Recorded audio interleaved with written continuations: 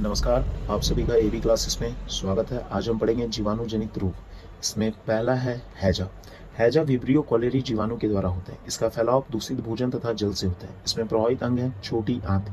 इसका लक्षण है उल्टी होना, दस्त लगना, धीमा रुधिर संचार, पेशियों में खिंचाव। इसके रोकथाम तथा इलाज है टीकाकरण, ओआरएस घोल का उपयोग, गर्म भोजन तथा उबले हुए पानी का सेवन।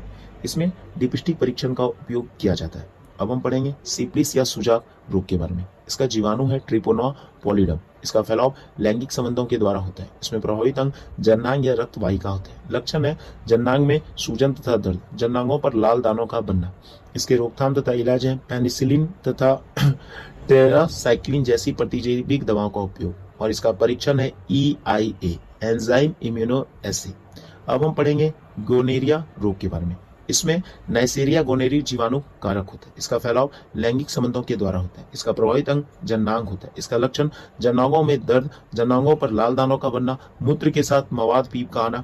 रोकथाम और इलाज है इसका पेनिसिलिन जैसी प्रतिरोधक दवाओं का उपयोग। अब हम पढ़ेंगे प्रोटोजोआ जनित रोग के बारे में, और इसमें सबसे पहले है मलेरिया। मलेरिया प्लाज्मोडियम प्रोटोजोआ की वजह से होता है। इसका फैलाव मादा नेप्सलिस मच्छर के काटने से होता है। इसमें प्रभावित अंग है आरबीसी और प्लिया। लक्षण है चढ़ता हुआ बुखार, सर्दी लगना, प्लेटलेट्स की संख्या में कमी आना। इसके रोकथाम तथा इलाज है क्लोरोक्विन तथा प्राइक्विन जैसी दवाओं का उपयोग होना। इसमें सीबीसी ब्लड टेस्ट किया जाता है तथा इसमें प्राकृतिक दवा है सिंकोना वृक्ष के छाल। अब हम पढ़ेंगे कालाजार बीमारी के बारे में। यह लिस्मोनिया डेनोवर्नी प्रोटोजोआ की वजह से होता है। इसका फैलाव सैंड फ्लाई मक्खी के काटने से होता है। इसमें प्रभावित अंग है यकृत, प्लीहा, अस्थि, मज्जा। इसके लक्षण है बुखार, प्लीहा का बढ़ जाना, रक्त की कमी।